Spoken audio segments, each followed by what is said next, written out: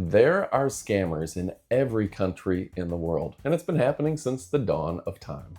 Today, we're going to unlock and make you aware of what scams to watch for when you visit Thailand. My name is Adam, and we're here to give you all the tips and travel advice you may need.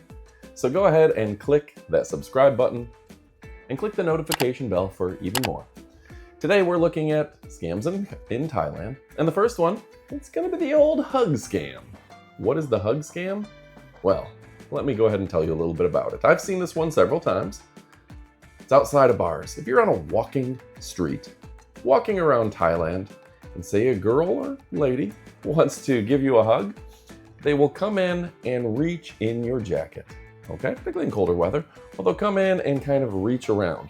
Now, I've seen this before when somebody gives you a hug, a person outside a bar or whatever, oftentimes they have ulterior motives. They're kind of just skimming your pockets to see if they happen to pull out a 20 or whatever may be there, particularly if you've got larger outer exterior pockets, because you're kind of expecting to be touched.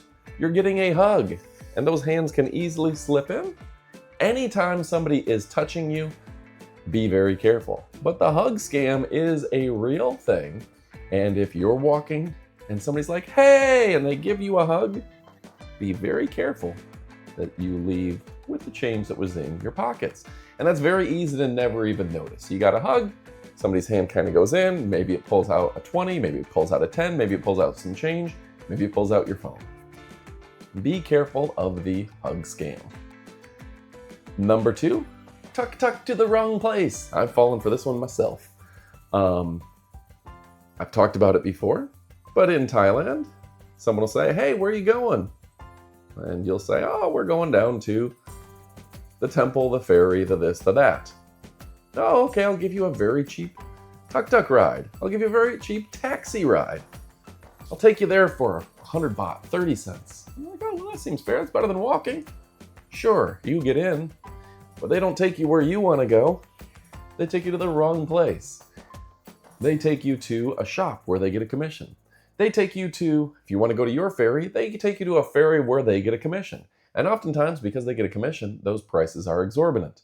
They take you to some place that you can't easily get back from, then you have to pay them to take you to the next location. So be very careful that you're very clear when you're saying, I'm going to the ferry, I'm going to the temple, I'm going to the mall. Go to the right mall. If you say you're going to the mall and they take you to a shop near a mall, they're taking you to a place they're getting a commission, and they're probably, even though they may be only charging you 33 cents, 100 baht to go there, you're going to be stuck in a location where you're going to be ripped off. Number 3, high return charge on tuk-tuks. Anytime you're at the hotel and you say, hey, take me out to Soy Cowboy, take me out to this location or that location. Sure. $10, $5, $13, 1,000 baht, whatever they may charge you. Almost every time it's guaranteed that when you try to come home at 3 in the morning, that same cab fare is going to be 3 or 4 times as much. So where you can, use things like the Grab app that will negotiate the price for you. Not a sponsor. I like to use those apps, that way I'm not at the mercy of locals. You know, when you come home from a location late at night, you will be charged a premium for the cab. So, where you can, use Grab app, use an app that will negotiate the price, and you know you're not getting ripped off. Number 4, getting the wrong change. Particularly when you're dealing with coins that you don't even recognize. You've been in a couple countries and you don't even know what the currency is. You hand someone 1,500 baht, 2,000 baht, 3,000 baht. They hand you a bunch of coins back. Most likely, there's a pretty good chance they could be ripping you off. It's always important to go ahead and learn your math, be sober enough to know what's going on, and know what the coins look like. Someone could be giving you 5 baht instead of 50. Someone could be giving you 50 baht instead of 500. Make sure to pay attention and make sure you're getting the right change. Also, next on our list is pickpocketing. Yeah, be careful of those pickpockets out there. There's tons of pickpockets to be aware of. And where you can, keep your money and your assets in pockets that are enclosed, zipped up, maybe a hand in the pocket over your wallet, a phone that's hard to get to. Because anything on the exterior, all it takes is someone to bump into you, lift your wallet, lift your phone, and your day is ruined. Yeah. So make sure to be careful of those pickpockets. Next up, this is called the temple is closed scam. This could be anywhere, and I'm not trying to pick anything apart from Thailand, but the temple is closed scam is a long tradition. Ever since they've had temples, they've had the temple is closed scam. So say you want to go to a temple, a very famous place, a very cool location, could be anything, could be a museum, could be whatever. There'll be somebody nearby as you walk up, hey, where are you going? You going to the temple? You know it's closed. Maybe even his friends like, oh yeah, it's closed for a holiday, it's closed for this. You don't know. Like, but oh, there's another place you can go, I'll take you. They seem friendly, they'll strike up a conversation with you. What they're doing is redirecting you. They're getting you to another location. It may be a vendor, it may be somebody who gives them a commission for every person who shows up, it may be another temple that pays them.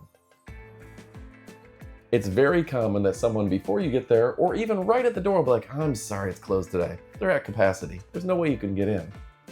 But if you pay me $5, I can take you to this other one. Or follow me, I'll show you the way in. Oh, you're going to the temple? Follow me. And they'll take you to a different location, maybe a gold merchant, maybe somebody who's a vendor, maybe someplace that has an admission, or maybe they'll charge you to an admission. They'll charge you an admission to a place that doesn't have admission. Be careful of the temple is closed scam.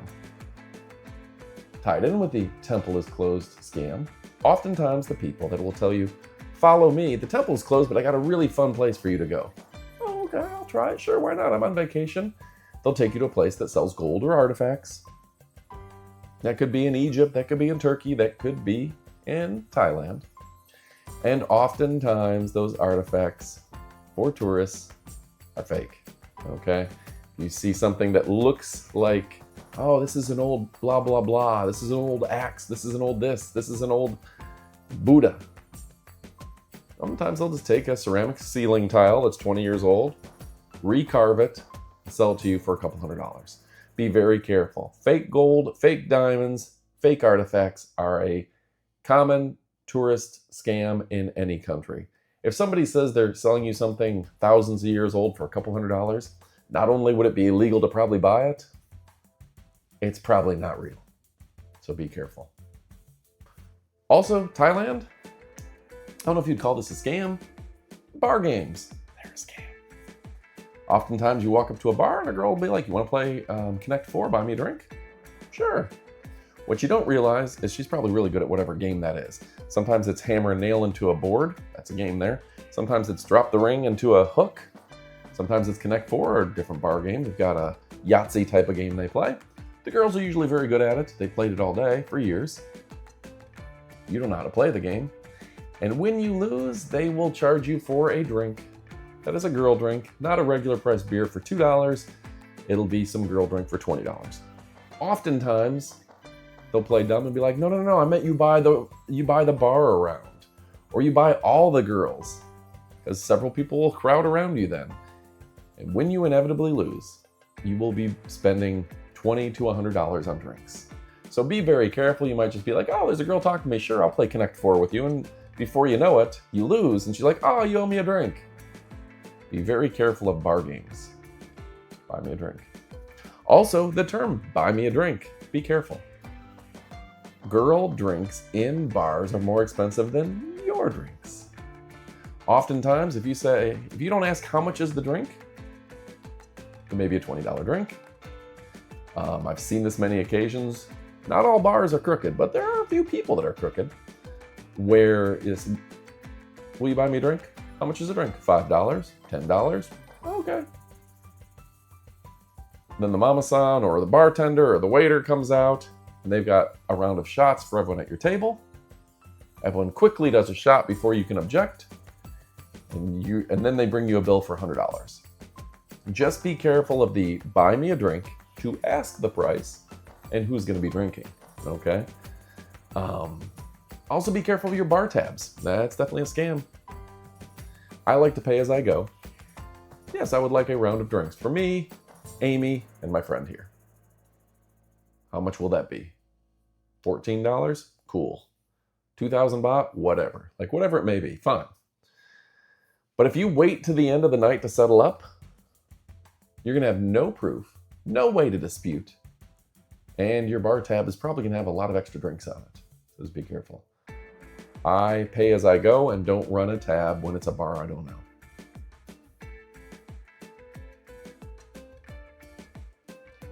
Also, if you're getting a massage, a lot of people go to Thailand, get a massage. They're going to ask you to disrobe. Sometimes put your things in a locker. I've seen this only on one occasion. That locker, they give you a lock, you lock it. There's a back panel to that locker where somebody can open it up, take some money, and you are none the wiser. Take a credit card, you don't notice, whatever it may be. So just be careful. Hold on to your belongings and don't take unnecessary things. Don't bring your passport, don't bring a whole bunch of money. But it's almost impossible, like if you're getting a massage, to not be without your wallet at some point. But there are some shady locations in various countries. Another person has a key to the lock, you go get a shower, you come back, you're none the wiser. Just be careful. What I've also seen in some countries is they will exchange your bills. So if you've got $100 in there, you got a $20, they'll exchange your bill with fake currency. Now you've got fake currency, you don't even notice it. You don't know when you got that fake currency. And it's because they've swapped it out of your wallet without you noticing. And they took all your money while they're at it. Also something to be careful of, bad exchange rates. Yeah, sometimes even at the airport or on the street vendor, those money exchange places you see in those busier tourist districts sometimes give you the worst exchange rates. Okay, you can lose 20% of your money just by using them.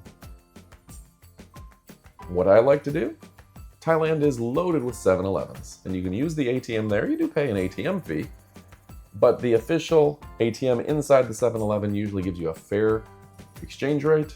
You can get money easily. You do pay the nominal ATM fee, but a lot of ATMs on the street, not only is it a bad exchange rate, but they're charging you 5-10% on your money, which is never fantastic. Last but not least, it's a more fun scam. Dunk tanks. Most of your carnival games have kind of a scam. But when there's a carnival game, they're going to get you to try to play more and more. I've noticed this in Phuket. I've noticed this in Pattaya, particularly Phuket, is you have a dunk tank, you pay a couple dollars, maybe just $2, and you throw the balls at the dunk tank, right? But if you notice, the balls weigh different amount. Some may have water in them because they're little rubber balls, some may not. A good percentage of the balls are so light that even if they hit the target to trigger the dunk tank, they're not heavy enough to trigger the dunk tank. They know you're going to keep throwing. So just be careful. The dunk tanks, any kind of game where you have to throw a ball, probably rigged. One that I've seen, 3 metal canisters, you throw the ball, you knock down the canisters, you win a prize. They'll show you and they'll let you play for free one time and you'll beat it. And then suddenly, you can never knock that 3rd canister down because they got a little magnet underneath that they just put up there when you're paying, and when the game is on the line, they take back down when they're showing the example. Seems easy enough to knock 3 canisters down, but if there's a high-powered magnet holding one of those up, you'll never knock it down. So folks, just be careful with any carny games. They're fun. They may be a scam. All right, folks, my name is Adam. We're talking about some of my favorite travel adventures, and those are some scams that you should be aware of before you travel. You know I love and appreciate you, so click that subscribe button and the notification bell and check out some of our other videos. Adios, amigos.